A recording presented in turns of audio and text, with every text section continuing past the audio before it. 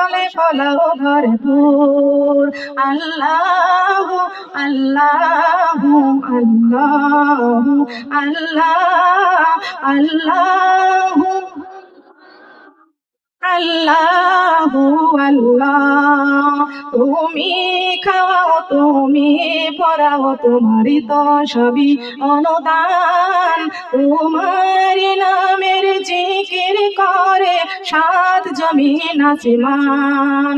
আল্লাহু আল্লাহু আল্লাহু আল্লাহ আল্লাহু আল্লাহু আল্লাহু আল্লাহ। আল্লাহু আকবার বলেন। আল্লাহ ডাকলে আল্লাহ খুশি হয় না বেজার হয়? বলেন, খুশি হয় না বেজার হয়? কাজ করবেন, রান্না করবেন, ঘর ঝাড়ু দিবেন, সবসময় আল্লাহর গুণগান গুনগুন করে গাইতে থাকবেন। বলেন সুবহানাল্লাহ। মা আয়েশা রাদিয়াল্লাহু তাআলা আনহা ঘর ঝাড়ু দিতেন, গুনগুন করে আল্লাহর গুণগান করতেন, জিকির করতেন। সুবহানাল্লাহ। মা ফাতেমাতুজ জোহরা রাদিয়াল্লাহু তাআলা আনহা জাতার মধ্যে যখন জবের ময়দা করতেন, মুখের মধ্যে আল্লাহর জিকির করতেন, সুবহানাল্লাহ, জিকির করতেন, সুবহানাল্লাহ। মা বোনরা খেয়াল করবেন, আমি যাই কথা বলতেছিলাম, কুল্লু নাফসিন যায়কাতুল মাউত, প্রত্যেকটা প্রাণী মৃত্যুর সাধন করবে, সেই ঘোষণা আমার আল্লাহ রাব্বুল আলামিন আদম আলাইহিস সালাম এবং হাওয়ার কাছে পৌঁছে দিয়েছেন। বলেন সুবহানাল্লাহ। ডাক দিয়া বলতেছেন, আদম রে, তুমি আর তোমার বিবি হাওয়া জান্নাতের মধ্যে সুখ শান্তি উপভোগ করো, খাবার খাও, তবে ওই গন্ধম ফলের গাছের কাছে যাইতে পারবে না। কিন্তু সেইখানে যাইতে হলে শয়তান আজাজিল বলতেছে কেমন করে ধোঁকা দিব। আজাজিল শয়তান ওই জান্নাতের দরজার কাছে যাইয়া দেখতেছে একটা ময়ূর পাখি সেখানে আছে। কি পাখি বলেন? একটা ময়ূর পাখি সেখানে আছে। ময়ূর পাখি ওই গেটের মধ্যে আছে। শয়তান ময়ূর পাখিকে ডাক দিয়ে বলতেছে, ময়ূর রে, তোর পাখনার মধ্যে করে একটু জান্নাতের দরজায় একটু আমারে পৌঁছাইয়া দিয়ে আসবি। এবার ময়ূর পাখি বলতেছেন, তুমি কে? বলে, আমি হলাম আজাজিল শয়তান। আমি হলাম আজাজিল শয়তান। বলে, না না, তুমি শয়তান, তোমার জন্য আমাকে এইখানে রেখে দিয়েছেন, আমার গেটের পাহারা রেখে দিয়েছেন, কিন্তু আমি তোমাকে সাহায্য করতে পারবো না। তোমাকে যদি সাহায্য করি তবে আমি জাহান্নামী হয়ে যাব। শয়তান বলতেছে, ময়ূর রে, আরশ আজিম থেকে কোরআনের বাড়ি থেকে এমন একটা দোয়া শিখে আসছি, এ ময়ূর, ওই দোয়াটা আমি তোরে শিখাইয়া দিব, দোয়া পাঠ করলেই তুই জান্নাতে যাইতে পারবি। ময়ূর পাখিরে তোর এই উপহার দিব, আমি তোর উপহার দিব আমি।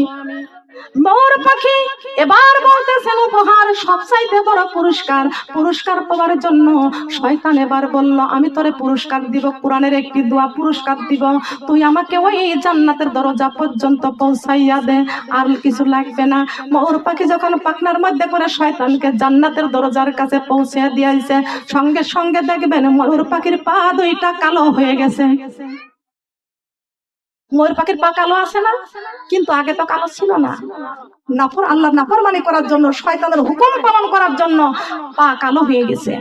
ময়ূর পাখির পা কালো। কিন্তু আল্লাহর নাফরমানি করেছে না ময়ূর পাখি, এবার জান্নাতের দরজায় পৌঁছে দিয়েছেন। জান্নাতের দরজার ওখানে যা দেখে বিশাল বড় অজগর সাপ। সাপের কথা শুনেছেন? সাপের কথা শুনেছেন? এবার দেখতে পাচ্ছে সাপ। শয়তান এবার সাপকে বলতেছে, সাপ রে, আমি তোর একটু সহযোগিতা চাই। বলে, কি সহযোগিতা? বলে, ওই যে জান্নাতের মধ্যে দেখা যায় একটা সাইডে একটা গন্ধম গাছ দেখা যাচ্ছে, সাপ রে, তুই আমাকে ওই গন্ধম ফলের গাছের কাছে একটু আমাকে পৌঁছাইয়া দে। সাপ বলতেছে, আমি তোকে ওখানে পৌঁছাইয়া দিতে পারবো না, তোর যদি আমি ওই গন্ধম ফলের কাছে পৌঁছাইয়া দিই আমার আল্লাহর নাফরমানি করা হয়ে যাবে। না না, আর আমি যদি আমার আল্লাহর নাফরমানি করি তাহলে আমি জাহান্নামী হয়ে যাব, জান্নাতে যেতে পারবো না। শয়তান বলতেছে, সাপরে, তুই চিন্তা করিস না, কোরআনের বাড়ি লহে মাহফুজ যখন দেখতে গিয়েছিলাম, আল্লাহর কাছ থেকে এমন একটা উপহার, একটা দোয়া এনেছি, ওই দোয়াটা মুখস্থ করেছি। আল্লাহর ঘোষণা আল্লাহ নিজেই বলে দিয়েছে, মৃত্যুর সময় ওই দোয়া যে পাঠ করবে সে জান্নাতি হয়ে যাবে। এ সাপ, তুই চিন্তা করিস না, দোয়াটা মুখস্থ করে আনছি, তোরে আমি উপহার দিব। এইবার সাপ ওই দোয়া উপহার নেওয়ার জন্য এবার সাপ বলতেছে, আমি হা করব, আমার মুখের মধ্যে তুমি বসবা, আর আমি তোমাকে মুখের মধ্যে করে গন্ধম ফলের গাছের কাছে পৌঁছে দিব। গন্ধম ফলের গাছে পৌঁছে দিব। কিন্তু সাপ হা করলো। আর মুখের মধ্যে বসলো আজাজিল শয়তান। বসার সঙ্গে সঙ্গে এবার সাপ গন্ধম ফলের গাছের কাছে পৌঁছে দিল। ও মা বোনটা একটু খেয়াল করতে হবে, বাকিটুকু সামনে যাইতেছি, আরো মজা সামনে আছে। যেমন মজা আছে যদি পালন করতে পারেন মজা, আর যদি বিরোধী করেন তাহলে আছে সাজা। আছে কি? এখন মজা নিবেন না সাজা নিবেন? হ্যাঁ, খেয়াল করতে হবে, খেয়াল করতে হবে। সাপ এবার শয়তানকে গন্ধম ফলের গাছের কাছে পৌঁছাইয়া দিয়েছে। গন্ধম ফলের গাছের কাছে যখন পৌঁছাইয়া দিয়েছে, সঙ্গে সঙ্গে এই সাপের মুখের মধ্যে আল্লাহ রাব্বুল আলামিন বিষ দিয়েছে। কি আগে কি বিষ ছিল? ছিল না। সাপের মুখে কোনো বিষ ছিল না। যখনই শয়তানকে মুখের মধ্যে বসাইছে, আল্লাহর নাফরমানি করেছে, শয়তান সাপের মুখে বসার সঙ্গে সঙ্গে সাপের মুখের মধ্যে দিয়েছে বিষ। সাপ তুই মানুষকে কামড় দিবি, সেই কামড়ে মানুষ মারা যাবে। এই জন্য সাপ তোর নাম মাটিয়ে দেখলেও যেন মানুষ মারে খাইটি। কথা কন ঠিক না বেটি? সাপের নাম যদিও হয় মাটিয়ে, তারপরও মারবে খাইটিয়ে। সাপ দেখলে কোনো রক্ষা নাই। কথা বলেন ঠিক না বেটি? সাপের মুখের মধ্যে বিষ দিয়েছে ওই শত্রু, আশরাফুল মাখলুকাতের শত্রু, আদমের 14 গোষ্ঠীর শত্রু, মেরে ফেলবে, জীবন নিয়ে নেবে। কথা বলেন ঠিক না বেটি? কিন্তু মা বোনরা খেয়াল করেন, সাপের মুখে দিয়েছেন বিষ, এই জন্য সাপের নাম মাইটে দেখলে মারো খাইতে। কিন্তু কই শয়তান ওই গন্ধম ফলের গাছের কাছে যাইয়া একটা বুড়ি মহিলা সাজলো। সাজার পরে এবার সুর ধরে কাঁদতেছে। আজকে দেখা যায় এই বাড়ির মহিলা যদি দেখে ওই বাড়ির পাশে সুর ধরে কে কাঁদতেছে, ওই বাড়ি কিছুই যাবে না। ঘরে যদি আগুন লাগলো কে কি লাগলো দেখার ভাত ধরে না, কান্না শুনে দৌড়াই। কথা কন ঠিক না বেটি? মহিলারা তো এমনই হয়। কথা বলেন, যদি দেখে সাপের খেলা বানরের খেলা, তবে আর ঘরে থাকতে চায় না, ঘর থেকে বের হয়ে যায়। কথা কোন ঠিক না বেটি? যদি হয় বৈশাখী মেলা, তখন আর ঘরের আর পর্দা থাকে না, তখন লাল বেনারসি শাড়ি, হাই হাই কি করি। যদি হয় চেহারা হাই ফাই থাকে যায় পেট পিঠে কাপড় নাই, ওরা তখন ইচ্ছা মতো পোশাক পরে ওরা তখন চলে যায় মার্কেটে, চলে যায় এবং চলে যায় ওরা সঙ্গে সঙ্গে মেলার মাঠে। কোন মাঠে? কথা বলেন, মেলার মাঠ আছে কি না বলেন? খবরদার খবরদার, কোন নারী কোন মুসলমান যদি মেলার মাঠে যায়, সেই ব্যক্তি হারাম হয়ে যাবে, সে জাহান্নামী হয়ে যাবে। কথা বলেন ঠিক না বেটি? সতী নারীরা কোনোদিন মেলার মাঠে যায় না। মেলার মাঠে যারা যায় তারা হলো অসতী নারী। কারা যায় বলেন? কারা যায়? কারা যায়? কোন দিনের ঘোষণা একটু খেয়াল করেন। কোন দিনের ঘোষণা? আমাদের মুসলমানদের জাতির পিতা ইব্রাহিম আলাইহিস সালামকে নমরুদ আর ইব্রাহিম নবীর বাবা আজুর কুমার যখন নমরুদ আগুনের কুণ্ডায় দেয়, তখন সরব গাছের মাথায় হালকা রশি দিয়ে বাঁধছিল। আল্লাহ রাব্বুল আলামিন ইব্রাহিম আলাইহিস সালামকে ওই নমরুদের আগুনের কুণ্ড থেকে বাঁচানোর জন্য 70,000 ফেরেশতা সরব গাছের মধ্যে বসাই দিয়েছিলেন। সুবহানাল্লাহ বলেন। মা বোনরা কথা বলবেন না, আমি ইমানি ওয়াজ করতেছি, খেয়াল করতে হবে, লক্ষ্য করবেন। সরব গাছের মাথায় হালকা রশি দিয়া এই নমরুদ আজর কুমারের সাথে করে ইব্রাহিম নবীর পিতা, আপন পিতা, জন্মদাতা পিতা, সবাই মিলে দুইজন মিলে হালকা রশি দিয়ে বেঁধে সঙ্গে সঙ্গে যখন চরক গাছ ওই নমরুদের আগুনের কুণ্ডের মধ্যে ঘুরাইতেছিল, আল্লাহ রাব্বুল আলামিন সঙ্গে সঙ্গে 70,000 ফেরেশতাকে বলল, 70,000 ফেরেশতা ওই চরক গাছের মধ্যে বসে যাও, ওই গাছ যেন উঁচা করতে না পারে। খেয়াল করতে হবে, বুঝতে হবে, উঁচা করতে যেন না পারে। 70,000 ফেরেশতা চরক গাছের মধ্যে বসে পড়ল এবং শয়তান এসে নমরুদের কানে কানে বলতেছে, চরক গাছটা উঁচা করতে পারো না, তুমি কি দেখছো চরক গাছের মধ্যে কারা? বলছে কারা? তো 70,000 ফেরেশতা চরক গাছের মধ্যে বসে পড়েছে। এই চরক গাছের মধ্যে বসে পড়েছে, তোমরা কেউ উঁচা করতে পারবে না, তাড়াতাড়ি এই ফেরেশতাদেরকে সরাও। নমরুদ বলতেছে, কেমনে সরাইবো? বলে 40 জন যুবতী নারী মেলার মাঠে যুবকদের সাথে জিনা করাইয়া বিনা গোসলে নাপাক অবস্থায় এই চরক গাছকে ধরতে বলল। খেয়াল করেন, মুসলমানের মেয়েরা তোমরা যে মেলার মাঠে যাও, মুসলমান বলে দাবি করো, মুসলমানের মেয়েরা নবীর উম্মতেরা তো যেখানে সেখানে যাইতে পারে না, যা তা খাইতে পারে না, সব জায়গায় যাইতে পারে না। কথা বলেন ঠিক না বেঠিক? এটা এমপির মেয়ে, এটা মন্ত্রীর মেয়ে, একটা চেয়ারম্যানের মেয়ে যদি ফকিরের দলে খাইতে তার সম্মান যায়। আব্বাজান আদম আলাইহিস সালাম ছিলেন নবী, আমরা হলাম সেই নবীর সন্তান। সুবহানাল্লাহ বলবেন না? আপনারা কি কষ্ট পাচ্ছেন? আমার কথাগুলো কি বুঝতে পারতেছেন? আমাদের পিতা আদম আলাইহিস সালাম তিনি ছিলেন নবী, আমরা কিন্তু সাধারণ কোনো মানুষের সন্তান না, আমরা হলাম নবীদের সন্তান। সবাই বলেন সুবহানাল্লাহ। মুসলমানের মেয়েরা স্টার জলসা দেখে, জি বাংলা দেখে মেলার মাঠে দৌড়ায়। খবরদার, ইমান থাকবে না, মরতে হবে, মরণের চিন্তা করতে হবে। খবরদার, দুনিয়ার সুখ শান্তি সব পরিত্যাগ করতে হবে। কবরের সুখ শান্তির হিসাব করে, স্মরণ করে আল্লাহর কোরআন আমাদের কলিজায় রাখতে হবে। বলেন সুবহানাল্লাহ। মা বোনরা খেয়াল করেন, শয়তান এসে পরামর্শ দিল মেলার মাঠ থেকে 16 বছরের যুবতী জিনা করাইয়া ওই নাপাক অবস্থায় ওদের চরক গাছ ধরতে দাও। আর যখন ধরেছে সঙ্গে সঙ্গে 70,000 ফেরেশতা তখন শোয়াইয়া দেয়। কথা বলেন নাউজুবিল্লাহ। ফেরেশতা থাকে না? নাপাক যেখানে আছে ফেরেশতারা সেখানে থাকে না, থাকে না। আপনাকে পবিত্র থাকতে হবে, পাক থাকতে হবে। সুবহানাল্লাহ।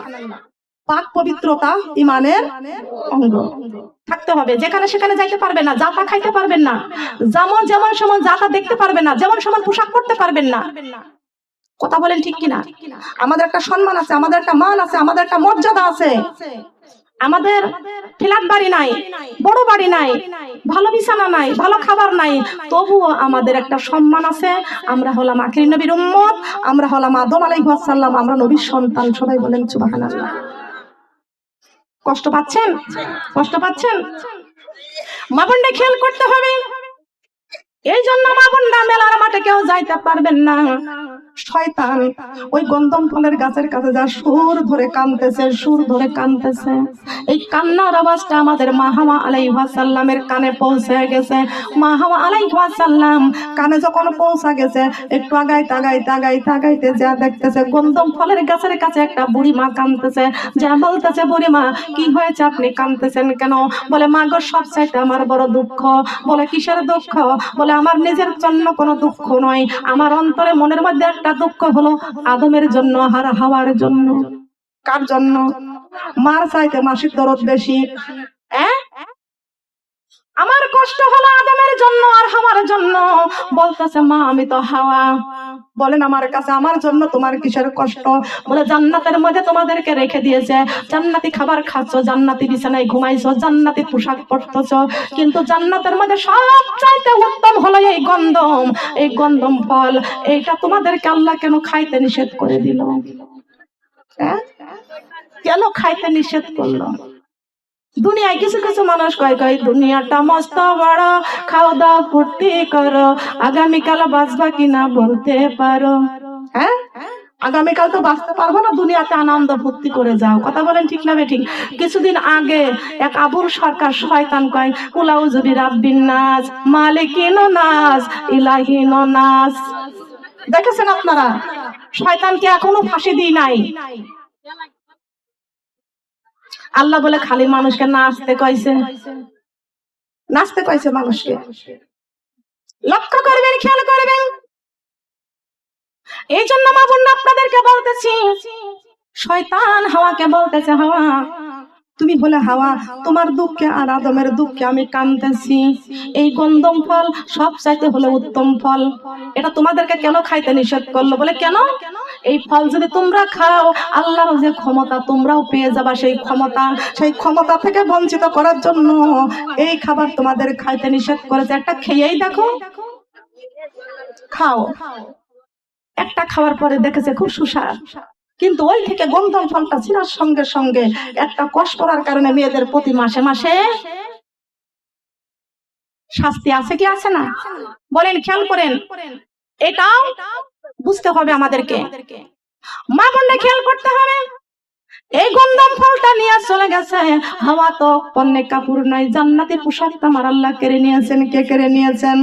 আল্লাহ নাফরমানি করার জন্য পণ্যের থেকে পোশাক কেড়ে নিয়েছেন। উলঙ্গ অবস্থায় আদমের কাছে গেছে। আদম আলাইহিস সালাম দেখে বলছেন, আস্তাগফিরুল্লাহ আস্তাগফিরুল্লাহ। হাওয়া বলতেছে, আস্তাগফিরুল্লাহ বলো কেন? একটু খাইয়ে দেখো। বাংলাদেশের কিছু নারীরা আছে ইমানদার স্বামীকে ধ্বংস করার জন্য, মারার জন্য। এই মহিলারাই যথেষ্ট। কথা কোন ঠিক না বেটি? আছে কি? আছে না? আছে কি? খেয়াল করতে হবে আমার মা বোনরা। ঘরে যদি শান্তি পাইতে চান, ইসলাম ধর্ম আমাদেরকে মানতে হবে, স্বামীকে ভালোবাসতে হবে, স্বামীকে ভালো উপদেশ দিতে হবে। আপনার স্বামী নামাজ পড়েন, আপনার স্বামীকে দিনের পথে আপনি অনাই বিনয় করে ডাক দেন, নামাজি বানাইয়া দেন। আপনার স্বামীকে বলবেন, স্বামী বেশি খাবারের দরকার নাই, তবে হারাম খাবার খায়েন না। আমার আল্লাহ কোরআনে কারিমের মধ্যে ঘোষণা করে দিয়েছেন, ইয়া আইয়ুহান নাসু কুলু মিম্মা ফিল আরদি হালালান তাইয়্যিবান ওয়ালা তাত্তাবিউ খুতুওয়াতিশ শাইতান ইন্নাহু লাকুম আদুউম মুবিন। আল্লাহু আকবার। এসো গো মা বোনেরা, এসো গো মা বোনেরা, কোরআনের পথে আল্লাহ রাসূলকে ভালোবেসে, আল্লাহ রাসূলকে ভালোবেসে। এসো গো মা বোনেরা, এসো গো মা বোনেরা, কোরআনের পথে আল্লাহ রাসূলকে ভালোবেসে, আল্লাহ রাসূলকে। দুনিয়াতে যত বাধা আছে কোরআনের পথে, কোরআন ছাড়া শান্তি নাই গো অন্ধকার কবর ঘরে। কোরআনের রাস্তায় বাধা আছে কিনা? আছে।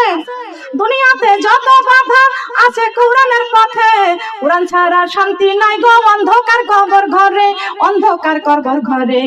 এসো গো মা বোনেরা, এসো গো মা বোনেরা, কোরআনের পথে আল্লাহ রাসূলকে ভালোবেসে, আল্লাহ রাসূলকে, আল্লাহ রাসূলকে ভালোবেসে, আল্লাহ রাসূলকে ভালোবেসে। দুনিয়ার মায়া জালে কোরআন গেছো ভুলিয়া, একবার কি ভেবে দেখছো ছাড়তে হবে দুনিয়া, ছাড়তে হবে দুনিয়া। কোরআন বুকে করে যাব, কোরআন বুকে করে যাব কবরে, আল্লাহ রাসূলকে ভালোবেসে, আল্লাহ রাসূলকে ভালোবেসে। এসো গো মা বোনেরা, এসো গো মা বোনেরা, কোরআনের পথে আল্লাহ রাসূলকে ভালোবেসে, আল্লাহ রাসূলকে ভালোবেসে। সুবহানাল্লাহ বলেন। দরকার আছে কিনা? দুনিয়ার মায়া জালে কোরআন গেছো ভুলিয়া, একবার কি ভেবে দেখছো ছাড়তে হবে দুনিয়া, ঠিক কিনা? দুনিয়া ছাড়বো কিনা? ছাড়বো। খেয়াল করতে হবে। কষ্ট লাগছে আপনাদেরকে? কষ্ট লাগছে? আব্বা জান আদম আলাইহিস সালাম তওবা করলেন, হাওয়াকে বলতেছেন, হাওয়া আমার আল্লাহ তো গন্ধম ফলের গাছের কাছে যাইতে নিষেধ করেছে, তুই গেলি কেন? কি করতি? ঠিক কিনা বলেন? লক্ষ্য করতে হবে। কিন্তু আদম আলাইহিস সালাম পশ্চিমকালে খাইলেন না। কিভাবে খাওয়াইলেন? বুখারীর মধ্যে পড়েছে, শরবতের মধ্যে করে খাওয়াইছে। সুবহানাল্লাহ, নাউজুবিল্লাহ বলেন। কিসের মধ্যে করে খাওয়াইছে? শরবতের মধ্যে করে খাওয়াইছে। খাওয়ানোর সঙ্গে সঙ্গে আব্বা জান আদম আলাইহিস সালামের পেটে ব্যথা শুরু হয়ে গেছে। আছে কিনা? আছে কিনা? বাংলার জমিনে, আল্লাহর জমিন থেকে বেরাকের এই সেরাক লাগানো যতদিন বন্ধ না হবে, মুসলমানদের পেটের ব্যথা সারবে না। কথা বলেন ঠিক কিনা? বেরাকের এনজিও আছে কি? আছে। কিসের ব্যবসা? কথা বলতে কষ্ট হচ্ছে। কিসের ব্যবসা? সুদের ব্যবসা। সুদ হারাম না হালাল? সুদ হারাম না হালাল? কেমন হালাল? 4 আনা পরিমাণ যদি, সরিষার দানা পরিমাণ যদি কেউ সুদ খায়, সে মায়ের সাথে জিনার গুনাহ হয়। খেয়াল করেন, সেই সুদ বাংলাদেশে আছে। কথা বলেন ঠিক কিনা? সুদের রাস্তা ছেড়ে দেন, সুদের রাস্তা বন্ধ করে দেন, ডাবল আলু ভর্তা দিয়ে ভাত খান। তার কারণে আপনাদের দেশে তো আলুর অভাব নাই। আছে নাকি আলুর অভাব? আলুর অভাব আছে? আলুর ঘাটি, আলুর দাম আছে কি আছে না? আমি জয়পুরহাট আসলে, এদিকে আসলেই সবাই বলে, যাপা এই যে নতুন আলু, ওটা সেদ্ধ করে লবণ দিয়ে খাই, শুধু এমনি খাওয়া যায়, খুবই স্বাদ লাগে। আমিও খেয়ে দেখেছি। তার কারণে আমাদের ওখানে তো আলুর আবাদ নাই। না, আলুর মধ্যে একটা খাবারের মধ্যে রহমত আছে, বরকত আছে। তো আল্লাহ তো খাবার দিয়েছে, খাবারের মধ্যে কোনো দোষ নাই। ডায়াবেটিস তো আপনার, খাবারের দোষ দেন কেন? কি ডায়াবেটিস তো আপনার, খাবারের দোষ দেন কেন? রোগ হলো আপনার মধ্যে, আলুর মধ্যে কোনো রোগ আছে? যার ডায়াবেটিস আছে সে মিষ্টি খায় না কেন? এই মিষ্টি খাওয়া ভালো না, খাইলে ডায়াবেটিস হয় না। মিষ্টি খাইলে ডায়াবেটিস হয় না। যাদের ডায়াবেটিস আছে তারা মিষ্টি খায় না, তার কারণ রোগ হলো আমার। মিষ্টির দোষ দেন কেন? কথা খারাপ বলছে? যার হাই প্রেশার আসে সে গরুর গোশ খায় না, দুধ খায় না, হাঁসের ডিম খায় না কেন? প্রেশার আরো বেড়ে যাবে। তার কারণ সমস্যাটা আপনার মধ্যে। গরুর গোশের মধ্যে কোনো সমস্যা আছে? আল্লাহ নিয়ামত খাবার। আপনার সমস্যা, আপনার সমস্যা সমাধান করতে হবে। আল্লাহ রাব্বুল আলামিন বলেছেন সমাধান করবে কি করে? কোরআনকে প্রশ্ন করা হয়েছে, কোরআন তুমি এই দুনিয়ায় কবে এসেছো? কোরআন, কষ্ট লাগতেছে আপনাদেরকে? কোরআনকে প্রশ্ন করা হয়েছে, কোরআন তুমি দুনিয়ায় কবে এসেছো? কোরআন আবার আমাদেরকে জানাইয়া দিয়েছেন ইন্না আনজালনাহু ফি লাইলাতিল কদর। আল্লাহু আকবার। কোরআন বলেছে আমি কোরআন লাইলাতুল কদরে এসেছি। কোন রাতে কোরআন এসেছে? লাইলাতুল কদরে। এ কোরআন তুমি লাইলাতুল কদরে এসেছো, তবে এই দুনিয়ায় কাদের জন্য এসেছো তুমি ঘোষণা করে দাও। কোরআন সুন্দর করে ঘোষণা করে দিয়েছেন ওয়ানুনাজ্জিলু মিনাল কুরআনি মা হুয়া শিফাউ ওয়া রাহমাতুল লিল মুমিনিন। আল্লাহু আকবার। কোরআন হলো মুমিনদের জন্য রহমত। কোরআন কাদের জন্য রহমত? মুমিনদের জন্য। কাদের জন্য? সবাই কথা বলছে না। কাদের জন্য কোরআন রহমত? মুমিন হতে চাই তো? কারা কারা মুমিন হতে চায়? আস্তে আস্তে। এত দুর্বল হওয়ার তো কথা না, এত দুর্বল হওয়ার তো কথা না। হে খোদা দয়াময় রহমান রহিম, হে বিরাট, হে মহান, হে অনন্ত অসীম। হে খোদা দয়াময় রহমান রহিম, হে বিরাট, হে মহান, হে অনন্ত অসীম। নিখিলের ধরণী তুমি অধিপতি, নিখিলের ধরণী তুমি অধিপতি। তুমি সত্য নিত্য পবিত্রয়তি, তুমি নিত্য সত্য পবিত্রয়তি। হে খোদা দয়াময় রহমান রহিম, হে বিরাট, হে মহান, হে অনন্ত অসীম। আল্লাহু আকবার বলেন। কষ্ট লেগেছে? কষ্ট লেগেছে? আর ওয়াজ চলবে না, যথেষ্ট আলোচনা হয়েছে। কথা বলেন ঠিক না বেঠিক? আর সংক্ষিপ্ত ছোট্ট একটা আলোচনা করে শেষ করে দেব, ছোট্ট একটা আলোচনা করে শেষ করে দিব। মা বোনরা, কষ্ট লাগতেছে আপনাদেরকে? কোরআন এসেছে কাদের জন্য? মুমিনদের জন্য কোরআন রহমত। সবাই বলেন সুবহানাল্লাহ। আমরা মুমিন হতে চাই। কি হতে চাই? মুমিন হতে চাই। মুমিনের জন্য হলো জান্নাত। বলেন সুবহানাল্লাহ। খেয়াল করতে হবে, এই যে কথা এইটুক না বললে তো এই ওয়াজ আপনি বুঝতেই পারবেন না। গন্ধম ফল যখন শরবতের মধ্যে মা হাওয়া আলাইহিস সালাম আদমকে খাওয়াইয়া দিলেন, সঙ্গে সঙ্গে আব্বা জান আদম আলাইহিস সালামের পেটে ব্যথা করতেছে। আব্বা জান আদম আলাইহিস সালাম ঠুকরিয়ে ঠুকরিয়ে কাঁদতেছেন আমার আল্লাহর কাছে। আমার আল্লাহ কয় আদম রে, কেন কাঁদতেছো? কি জন্য কাঁদতেছো? আব্বা জান আদম আলাইহিস সালাম বলে আল্লাহ আমার পেটের মধ্যে ব্যথা করতেছে। আল্লাহ কয় আদম তোমার কেন পেটের মধ্যে ব্যথা করতেছে? জান্নাতি খাবারের মধ্যে কোনো ভেজাল নাই, জান্নাতি খাবার নির্ভেজাল। ওই জান্নাতি খাবার খাইলে তো পেটে ব্যথা হওয়ার কোনো কথা নয়। আব্বা জান আদম আলাইহিস সালাম বলে আল্লাহ গন্ধম ফল খেয়েছি এই জন্য পেটে ব্যথা করতেছে। আল্লাহ কয় কেন খাইলা? বলে আমি খাই নাই, আমার বিবি শরবতের মধ্যে করে আমারে খাওয়াইছে। আল্লাহ রাব্বুল আলামিন বলেছেন তোমার গায়ে থেকে জান্নাতি পোশাক সরে গেছে। আদম, জান্নাতের মধ্যে কোনো খাবারের মধ্যে কোনো ভেজাল নাই, জান্নাতি খাবার নির্ভেজাল। জান্নাতি খাবার খাইলে টয়লেটের কোনো প্রয়োজন হবে না। এই জন্য জান্নাতের মধ্যে আমি আল্লাহ টয়লেটের কোনো ব্যবস্থা করি নাই। তাড়াতাড়ি জান্নাত থেকে বের হয়ে যা, তাড়াতাড়ি জান্নাত থেকে বের হয়ে যাও। আব্বা জান আদম আলাইহিস সালামের কলিজা ফেটে যাচ্ছে। জান্নাত থেকে বের হইতেছে, দরজার কাছে দাঁড়াইয়া টুকরিয়ে টুকরিয়ে কান্দে। আমার আল্লাহ বলেছেন, আদম রে, তোরে যাচাই করে বাছাই করে আমি আল্লাহ কত সুন্দর করে মায়া করে মহব্বত করে বানাইছি। তোমার চোখের পানি দেখে আমি আল্লাহ সহ্য করতে পারি না।